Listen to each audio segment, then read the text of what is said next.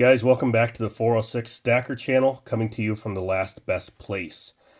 This is a back to roots video. So when I first started this channel, I really wanted to highlight some of the Montana silver stuff. I also wanted to highlight some of the cities that silver is from or related to. So on the table here, I've got three pieces. This first piece is an Engelhard piece. It says Big Sky Country. 1 ounce Troy fine silver, 0.999, has the Engelhard logo there.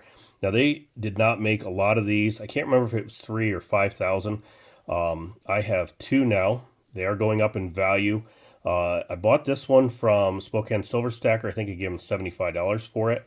I bought my first one from him also, and I think I gave him $75 for it. So these you quite often find on eBay from between 75 and 125. So I appreciate him keeping an eye out for me on this stuff because I don't see a whole lot of it around here.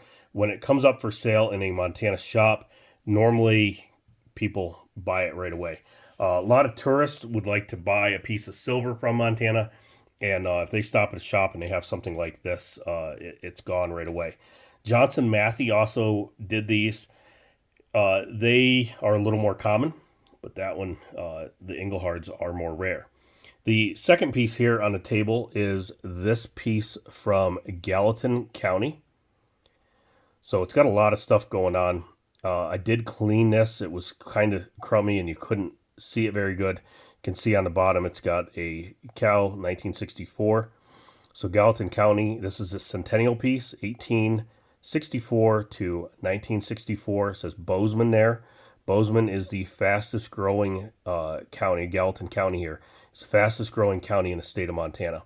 So in like 2005, it had like 30,000, 25,000 residents. And they figure by 2035, it'll have 250,000. So it's growing quick. Prices of housing is stupid over there. You know, a house a couple years ago that went for 250,000 is now 750,000. So they've priced a lot of the locals out of the market. You can't work in Bozeman and generally afford a house there. So a lot of money from out of state is coming in there. The people that work there and live there are in houses that they bought before this big boom.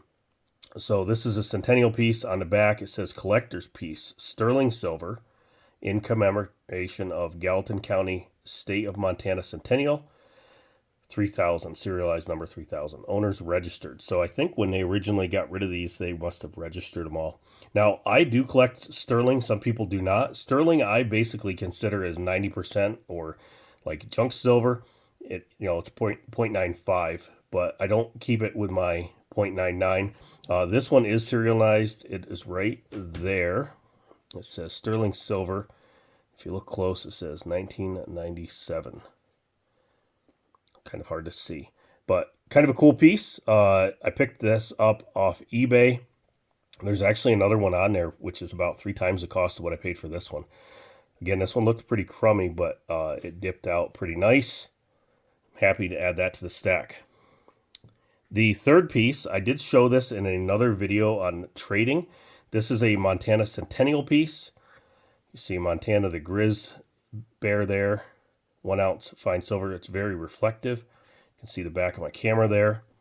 This side says Montana Statehood Centennial, 1889 to 1989. Now, when I did the last video on this, I said this is part of a 5 series. Now, they made these as individual. They put them in a little box, little wood box, and sell them as individuals, or they would also do them as a set. I was telling one of the local coin shops that I was looking for a set and that I had picked up one of the pieces, and he said, I got one of them in just recently, and I'll make you a heck of a deal on it. So I'm always open for a heck of a deal, right? So let's move these away. And you can tell the heck of a deal. Let's see if we can get the camera to focus on this. Okay, so this is the heck of a deal that I got, okay? This, I had to zoom in a little bit for you guys to see this because the camera's not liking the reflection off of it. So this is a Montana Centennial piece, okay? So this is the 5-piece set. It is in a wood box, walnut box that is the shape of Montana. So you can see the end here. Sorry, I had to zoom in. Now, part of the reason that I got this for the price I did, this should be in Keller. It's obviously been set out, which it's a display piece, so I don't fault anybody for displaying it. It's a cool piece. But this is faded, okay? The corner's lifted up a little bit here in the corner, and the hinge has been slid out. So I need to do a little bit of work on this. But here is the piece. Now, these are in here kind of cattywampus. Let's see if we can fix a couple of these. They are a very tight fit. So if we put these in here like that, here's another one. Let's put him in here a little nicer. Now, I've seen these displayed two different ways. So this is actually the backs of the coin that you're seeing now. And some people would rather display it this way, and then some people display it the other way, right? The nice thing about it is it's yours. You can do what you want. Okay, so here's the pieces. Montana State Centennial. This is the Trapper, 1889. Here is an Indian. Beautiful detail on these. Highly reflective. Here's a cowboy. You can see the cows in the back. Here's a train. And here's the one I just showed you, the State Centennial. Now mine is actually a little nicer than this. That one's got a little bit of staining where the chicken's eating there. Let's flip it over and you can see the reverse. So there's a moose, a buffalo, elk, the bear that you saw on mine, and the mountain goat. Now, what's cool about these were put together down in Stevensville, Montana, which is just south of me. This is number 571. Now, I got a good deal on this. I buy a lot of silver from this place, and they did give me a good deal. The incredible part of this is it also came with an original. Let's zoom out here again if we can. An original print from the Montana Centennial. See if I can maybe zoom in this way or out. So there's the paw in the background, the chickens, the lady. Now this has a crease in it right through the lady. There's the old homestead in the back. This homestead's actually over in Helena. The cool part of this, I'm sorry my camera's not working tonight, guys. It just does not want to focus on some of this stuff. So on the back of this piece, Samsung does updates, and I swear they make things worse than they were. So you can see this is number 751 of 1989 that they made. And then, of course, this case that I have on the back says 751. So these cases are out there. I could replace the case, but I think it's way cooler to keep as a set, right? The print and the piece together.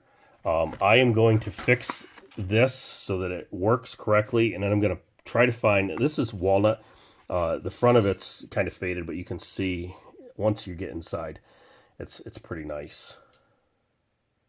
It's the most I've had to fight with my camera in a minute. Anyway, I am going to put this print, I believe. And again, part of the reason that I got a deal on this, it's got some water staining, it's got some tearing on it. It's got that crease in it right through here. But I'm going to put this, there's some more water staining up here. It's too bad they didn't keep it a little bit nicer. Everybody I've talked to that is familiar with these pieces, nobody has ever seen a match set. So number 751 print along with the piece. So I think that's super cool. I'm gonna, like I said, I'm gonna get some walnut and make a frame for this, and I'll probably keep them as a display piece. I'm not gonna tell you what I paid. It was quite a bit over spot, but I think for what I have here, it's an incredible piece. What do you guys think? Should I try to get a nicer box for it and then put it in there, or do you think I should leave it as an original matching numbers piece? I think I'm going to leave it and then maybe look for another one. They didn't make very many. I think, I mean, of these prints, they only made 1989 because that was the 100 years. I think that's how many of the silver coin sets they made too. So I'm not 100% sure. Maybe somebody that has a little bit more knowledge on that can let me know. Anyway, guys, I thought I would get back to roots. I've got a couple of more silver pieces that I want to show you guys that are Montana related, but I got to do something with them first. It's kind of it's going to be a cool video. So that's coming up. I've got some stuff ordered so that I can finish that project. Once I get that project finished, I will show you guys. Till next time, stack as big as the sky.